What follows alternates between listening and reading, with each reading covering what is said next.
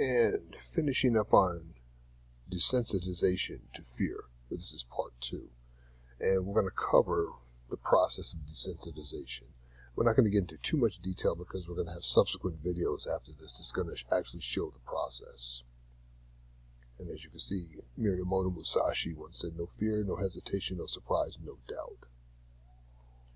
So we're talking about progressive desensitization training to overcome fear. This is one of the most important things that people come to a martial arts to learn. And that is how to overcome fear, or at least manage and control their fear. We're all human, and the difference between one man and another really is the training. So, for example, over the years of speaking to people regarding war, one of the things that I've noticed is their sense of fear and foreboding. And this is understandable. I mean, after all, there are a lot of obvious reasons to fear war and fear death and being maimed, getting killed. We get it.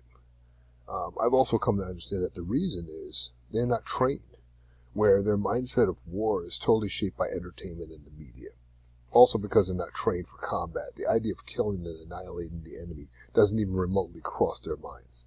So, in their worldview, war is, 1, a thing to be avoided at all costs, no matter what it is, and 2, something to be survived, not win, but to survive. And in our view, within Warrior Flow, this is wrong. So the idea of victory, again, never crosses their mind because they have, been conditioned in the mind and trained, in a way where it's not about winning in combat.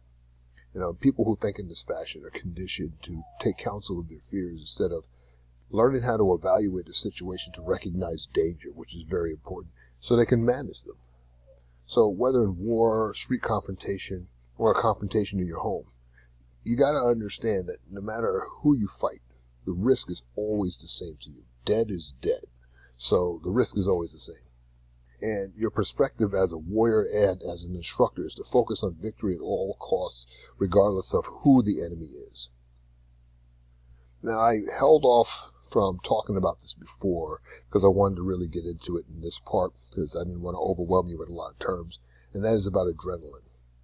So adrenaline, or in this more technical term, epinephrine, is released as a part of the amygdala response, triggered by physiological responses in the body.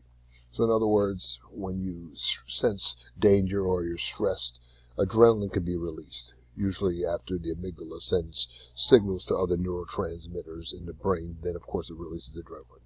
And it's mainly activated by nerves connected to the adrenal glands, which sit on top of the kidneys, and triggers and secretes adrenaline into the bloodstream.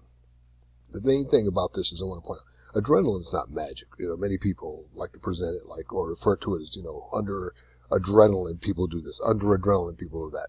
And yes, adrenaline offers many advantages and even acts as an anesthesia to the body, which is one of the reasons why people seem almost impervious to pain when under full adrenaline. But my point is, it's not magic. It's not going to make you a better fighter if you don't know how to fight.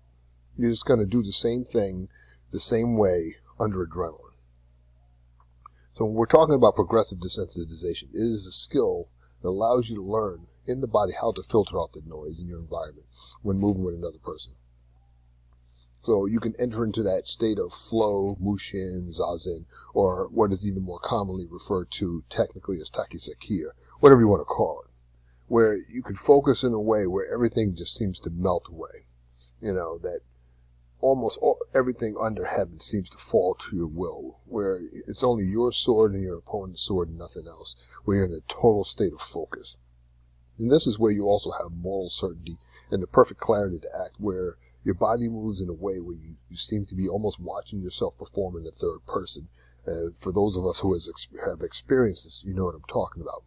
But it's also where there is no hesitation or fear, only the recognition of danger and your ability to take action. And it's a possession of power and grace and effortlessness is what you're looking for in this state.